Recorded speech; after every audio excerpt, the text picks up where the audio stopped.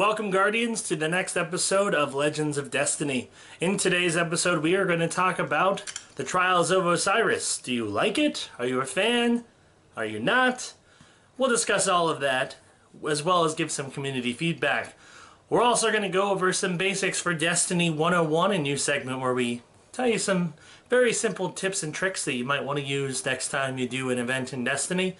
Of course, we're also going to do the usual stuff. Talk about the weekly reset, moments of triumph, and of course getting that sweet, sweet loot. All of that is next on Legends of Destiny.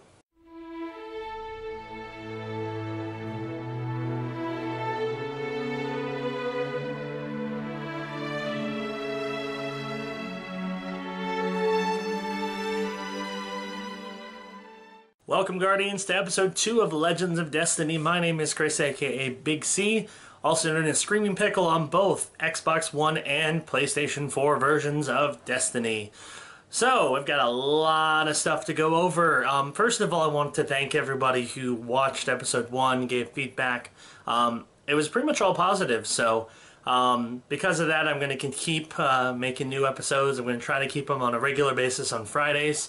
So look for more episodes throughout the course of my time with Destiny. So, we're going to kick things off with a topic of the week, and this one is an interesting one because I actually solicited answers from fellow Guardians to see your thoughts on the topic. So here is our topic of the week. Okay, so for today's topic, we are talking about Trials of Osiris. Of course, a very difficult, endgame level PvP mode. Now, what makes Trials of Osiris interesting is there is a buy-in. You can only participate if you buy a card.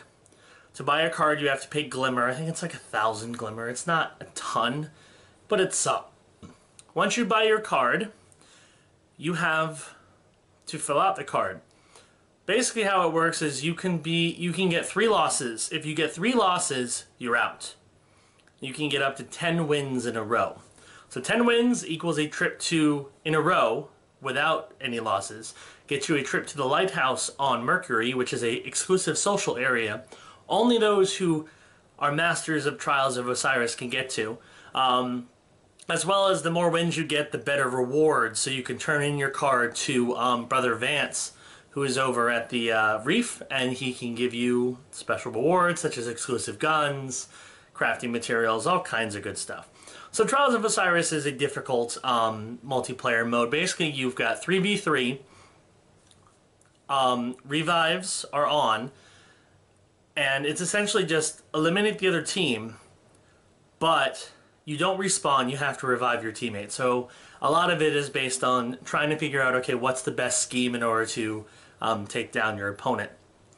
Now, Trials of Osiris has undergone a lot of flack from the Destiny community. Some because they just can't do it.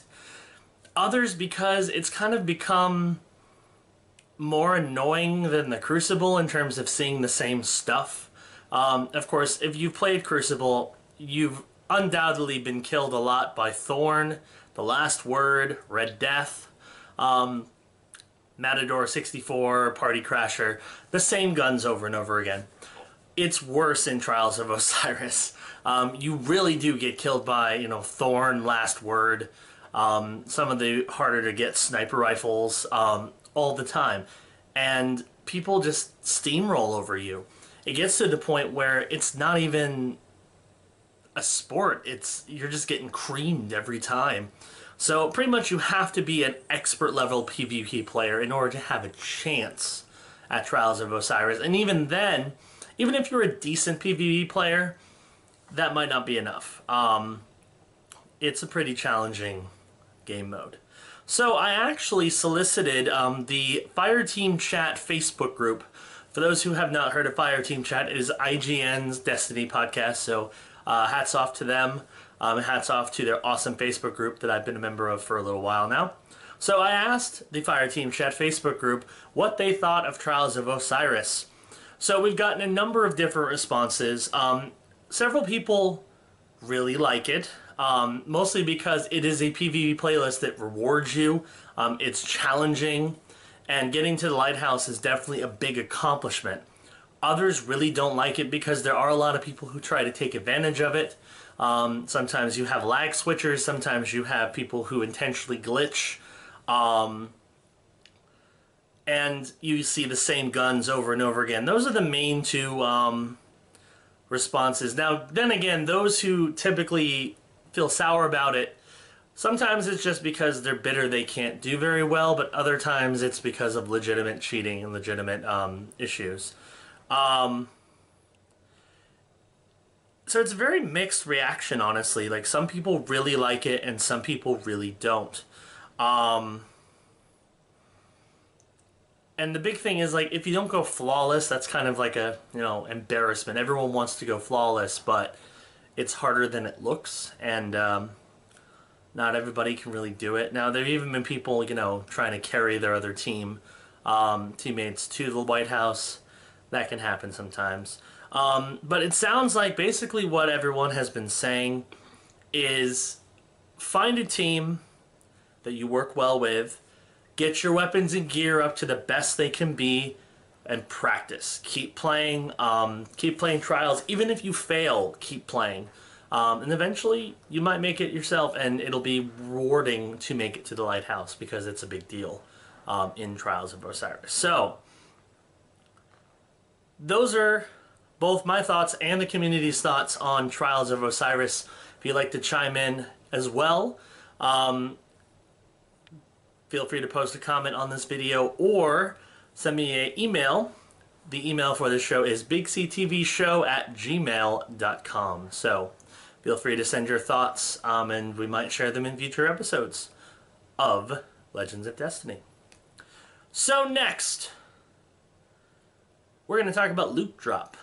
Now, Loot Drop, of course, is our segment where we uncover all the best loot that has occurred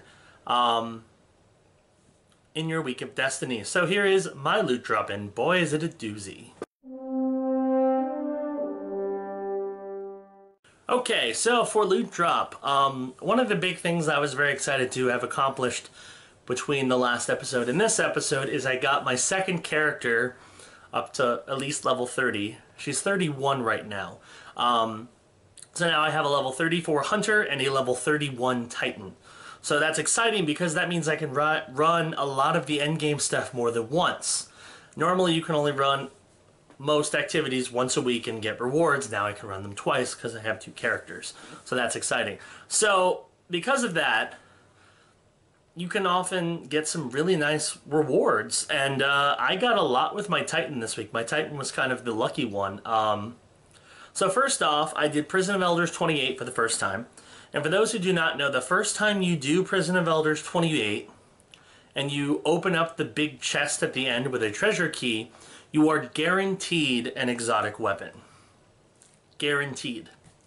Now, the first time I did it, I was unlucky because I got a second Thunderlord, which was the one exotic I had at the time.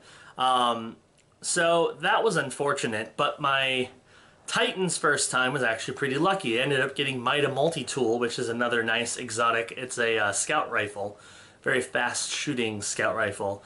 So that's my primary gun with my Titan, and I'm going to keep trying to level that up. So that was pretty lucky. Next I did a Vault of Glass normal run. And my Hunter has not exactly had great luck with Vault of Glass. I've gotten a couple decent things, but for the most part, I've gotten, you know, the same stuff over and over again. For instance, I ran Vahard this week, and all I got in terms of weapons was a second Praedeath's Revenge and a third Found Verdict. So clearly I get the same guns over and over again on my Hunter. But my Titan, not so much. My Titan ended up getting Patience in Time, which is a exotic sniper rifle. I already had it on my Hunter. Actually, I had two. I got rid of one. So this was the third Patience in Time that I've gotten. The second one I've gotten as a drop. So this one I kept just because I figured, you know, it's not a bad idea to have another nice exotic sniper rifle on my other character. So I kept it around. I got another Found Verdict. This was my second one. My third one was on my later run on Vault Hard. I kept it just because Found Verdict is such a great shotgun. It's a full auto shotgun and it can really rip through shields for captains and anything like that. So I kept it. So now my Titan has Found Verdict. I also got, for the completion of beating Atheon for the first time, I got Plan C, which is an exotic fusion rifle. So that was really exciting. So that was 2 exotics that I got dropped in the same run, one of which I did not have. So right off the bat I got 2 exotics with my Titan, which is pretty nice. I also ran a Crota's End on normal fairly recently before the reset, and ended up getting Swordbreaker, which is a really nice shotgun that I did not have. So that's my primary shotgun, just because I don't want to have the same gun twice just because, and I figure, yeah, I earned Swordbreaker with my Titan, so I'll keep using it with my Titan. So pretty nice loot with my Titan. I also got Knucklehead Duster, which is a exotic helmet for my Hunter. And the last one, which you'll see more of later on, is I just did my Crota's End run on hard with my Hunter, and it ended up getting Red Death, which is an exotic pulse rifle. And the nice thing about it is it has a feature that allows you to heal when you make precision kills. So that's pretty awesome. So that's all I got in terms of loot for the most part. Now, something that a lot of people have been getting lately, which is also kind of nice, Bungie has been giving us loot for giving them our email address and signing up for updates from them. So if you did that, you've been getting rewards. First, you got 9 strange coins as just a random gift. And then this weekend, I checked and got another 9 strange coins, 3 XP boosts, similar to the ones you get from the Red Bull promotion.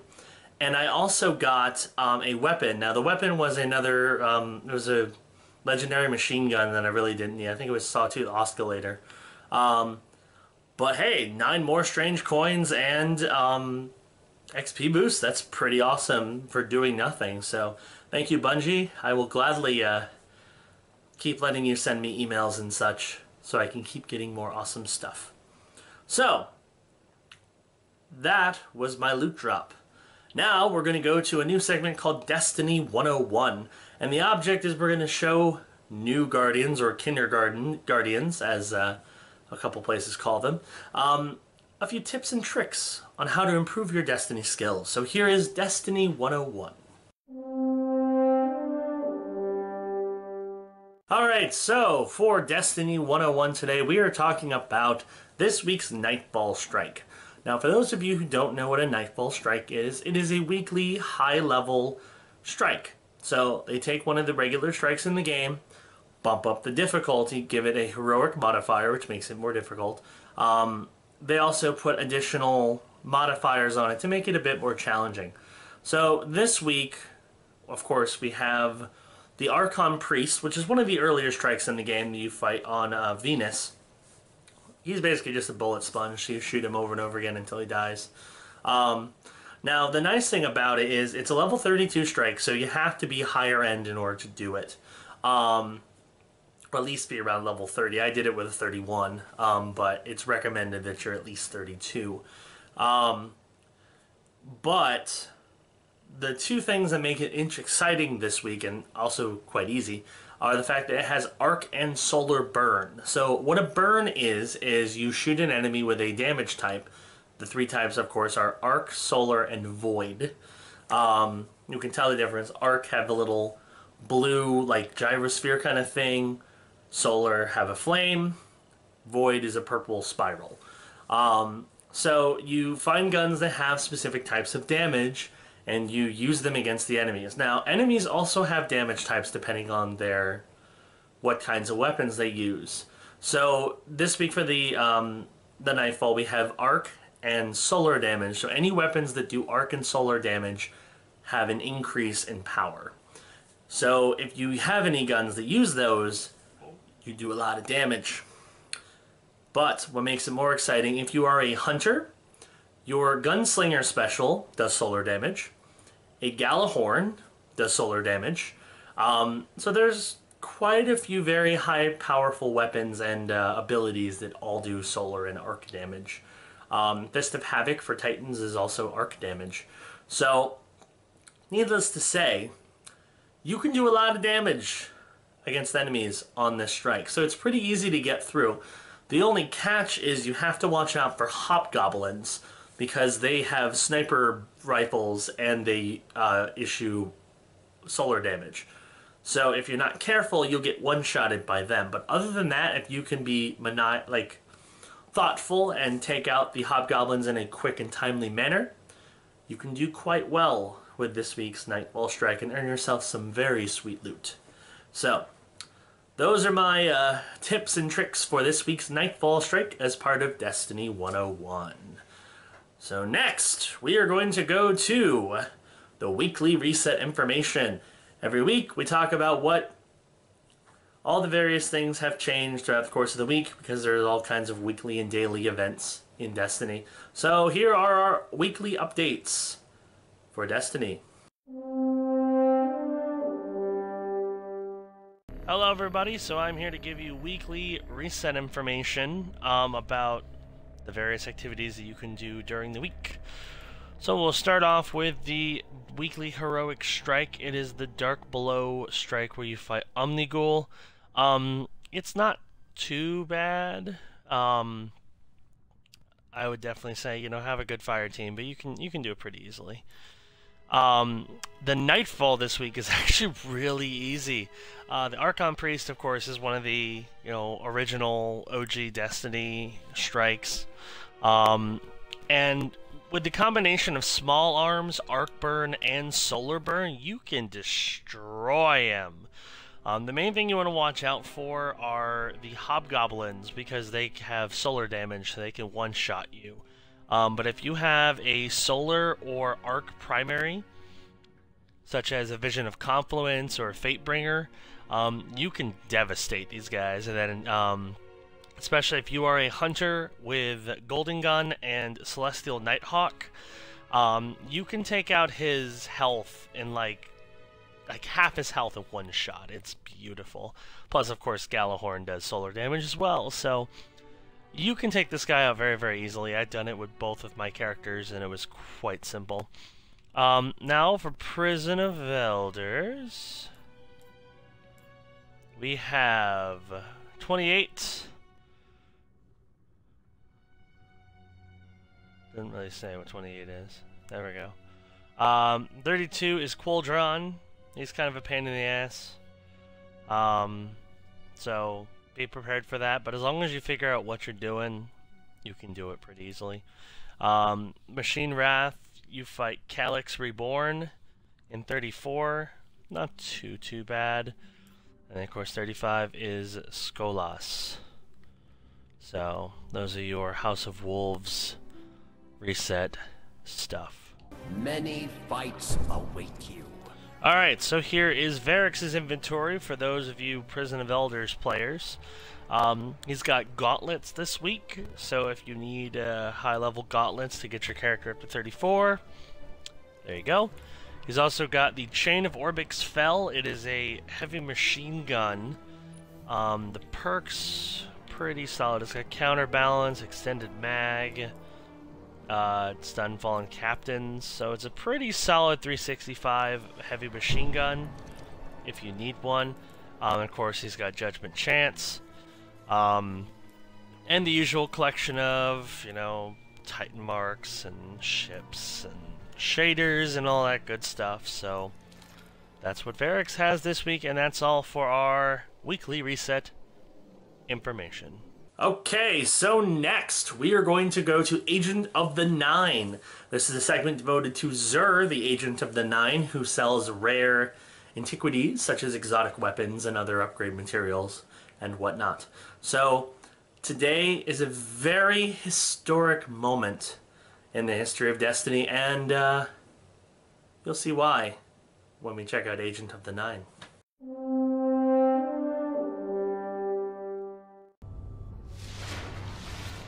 Hello everybody, and welcome to another edition of Agent of the Nine, so I'm going to show off where Xur is located this week, and boy, let me tell ya, you're going to like what he's selling. That's all I gotta say. So, we're going to go to the tower hangar area, one of his favorite spots to hang out.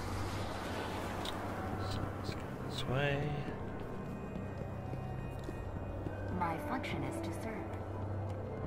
Of course, he's hanging down in the bar area because, you know, that's where Xur likes to hang. All the way to the end. Pro tip for those who wake up early in the morning looking for where Xur is located, look for where everybody else is located. That's probably where he is. So here's Xur. He's chilling in the corner in the club area. So, let's see what he's got in his inventory. Got 3 helmets. Of course, I'm going to get to the big thing in a second. You got 3 helmets. The Insurmountable Skull Fort, which is a really good Titan helmet, especially with recovery stuff. It gives you updates for Stormfist. The Achiophage Symbiote. I don't know if I said that correctly. Additional shot for the Golden Gun. So that's a pretty solid one, especially for like PvP. Makes your Golden Gun that much more useful. It's also the exact opposite of the Celestial Nighthawk. So hey, if you really like running Golden Gun, Gunslinger Hunter, grab this. That way you can use your Golden Gun in both PvP and PvE and be just as effective either way. For the Warlock, we have Light Beyond Nemesis. Looks like another good recovery helmet. Pretty good stats so far. Now, of course, the big thing that everybody on the internet is freaking out about. No, this is not a typo. Xur is selling Gjallarhorn, the best gun in the game. So, if you have not picked up Gjallarhorn, or have not gotten it as a random drop, do yourself a favor. Grind those strange coins. If you've done all your weekly stuff and still don't have enough, play Crucible and Prison of Elders until you do. Doesn't matter what you have to do to get this gun, get this gun. It is the best thing in the game, especially because it's going to be nerfed a lot when Taken King comes out. So buy it, enjoy it in all its OP glory, because you're not going to be able to much longer. Of course, he's got his usual stuff of exotic shards and gauntlet engrams this week, so if you need some gauntlets, there you go. For curios, he's got the auto rifle, telemetry, and hand cannon. Pretty common. Machine gun telemetry, of course. Plasma drives, and the always important heavy ammo synth, and then, of course, material exchange for motes of light. So there you go. That's Xur's inventory and location for this week. Please buy Gjallarhorn. Do it. Who knows if he'll ever sell it again, or when he'll ever sell it again. No one expected it this time, so yes, buy Gjallarhorn. Please. Thanks. So, as I said several times in the video, Xur is selling Gjallarhorn this week. Gjallarhorn is the best weapon in the game, as you saw from my reaction when I got mine in a random drop. So if you have the strange coins, buy Gjallarhorn. If you don't have the strange coins, find a way to get them and buy Gjallarhorn. Please do it. Especially because who knows if or when he'll ever sell this gun again. So if you want it, this is the time to get it. Now, there have been a lot of mixed reactions for Xur selling Gjallarhorn, and we're going to talk about those next week on our topic of the week. So look for more discussion on Gjallarhorn and Xur selling it on next week's Legends of Destiny. We are going to end with such a high note, I cannot wait to talk about it. Moments of Triumph, of course, is a segment that started on BigCTV as just, you know, random, very short, bite-sized highlights of things I did in Destiny every week.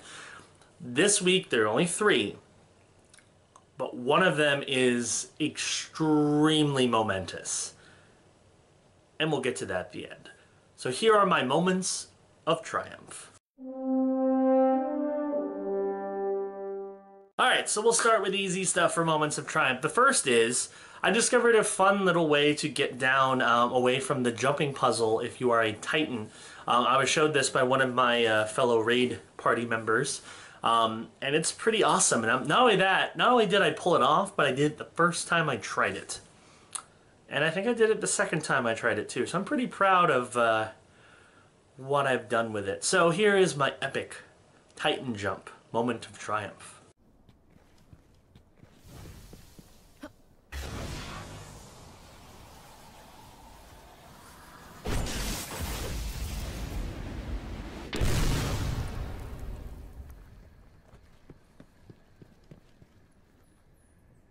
Next, it's always fun to earn an exotic, especially during a raid or any big event.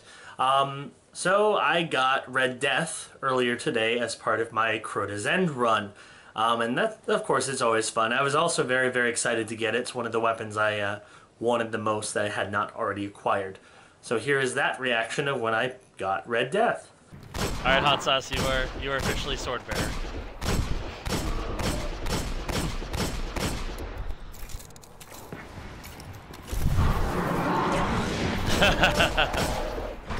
That's right.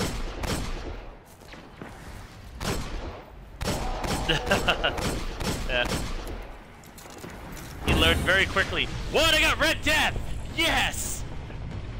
I got Red Death. Haha! That was what I wanted. I did not have. Awesome. I'm so excited. That's great. Okay, here's the big one. Bungie put together a little thing called Moments of Triumph, which is kind of what this segment's namesake is after. The goal is for players who have played Destiny since year one, which started last year and ends in September of this year, to accomplish everything that Destiny has to offer. If you accomplish all of these things, you earn yourself an exclusive emblem that marks that occasion. It's also major brownie points and feels pretty fantastic that you were able to get it all done. So you have to accomplish this all by the launch of the Taken King. Some of it's pretty easy, such as play 100 Crucible matches, complete 50 public events, find all the golden chests. That one's not as easy as it sounds. Beat the game, beat House of Wolves, beat the Dark Below. Stuff like that. Not too bad.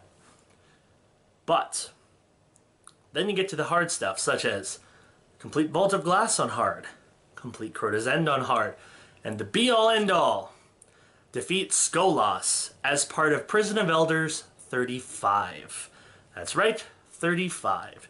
You cannot get to 35 in current version of Destiny. The highest level you can achieve is 34, which means no matter what, you are underleveled when you fight Skolas.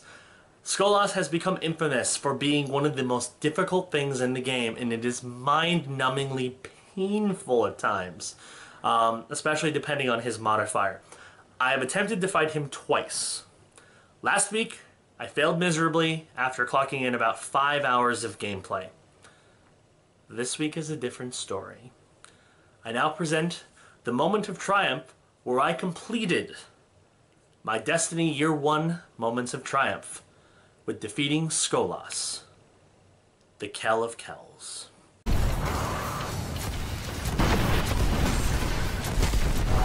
Dismember mines, yes.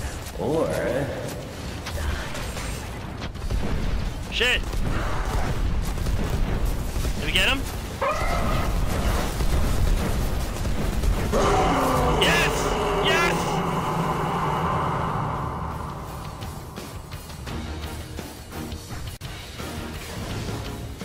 Does all the ads despawn?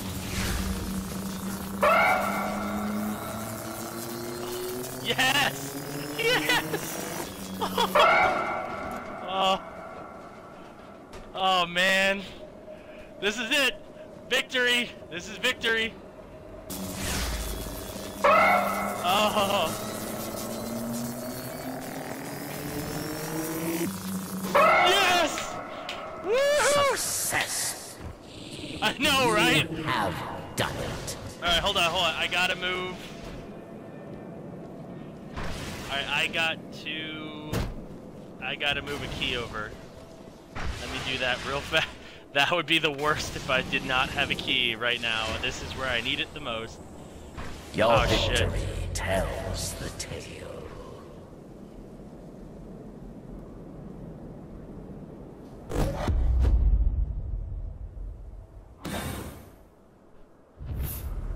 Okay, I have a treasure key. Where we are, where are we at?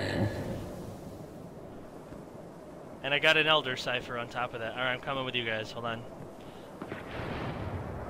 I know, I've never had one before. I'm going for Lord of Wolves. And on top of that, moments of triumph, baby. That's right. Woohoo! Oh, that was brutal. Stand proud. Oh, we will gladly.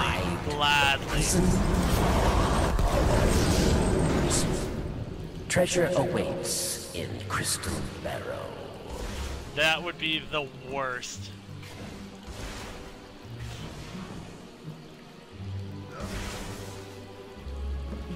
Alright, hold on, I'm coming. I'm coming down. Don't open it yet. Okay. I'm here. Oh. Armor core. Etheric. I got heavy ammo synth. Treasure key, strange coin. Yeah, I got the ship. Nice. Oh. I am so happy right now. Holy shit. Nice. So, to preface that took 6 hours. Obviously, I'm not going to film that whole thing. If you want to see the complete successful run, I'm not going to make you see all the failed runs. Just fighting Skolas, just his boss fight took 3 hours. The rest of it also took 3 hours. So it was painful. It was very difficult, and I honestly was about to give up before we found someone who knew what they were doing and gave us the strategy that caused us to win. If you want to see that strategy, it is on the BigCTV YouTube page. That is BigCTV Show on YouTube. Check it out under Destiny Prison of Elders 35 Skolas Fight. Check that out. You can see the entire successful run, see our strategy. Use it for yourself if you haven't gotten there. I honestly did not expect to ever accomplish my moments of triumph, and I did it, and I am ecstatic. It took forever. I don't know if I will ever fight Skolas again, but I'm glad I did it, and I got it done. So, that is the most momental moment of Destiny that I've had so far. That is definitely my biggest moment of triumph. At least until year 2. Year 2 is going to be exciting, so cannot wait to see where the Taken King goes. With that is going to do it for Legends of Destiny Episode 2. Hope you enjoyed it. Look for another episode next week. I doubt it'll be as momentous as this one, but hey, things can happen. So, without further ado, thank you, Guardians. See you next week.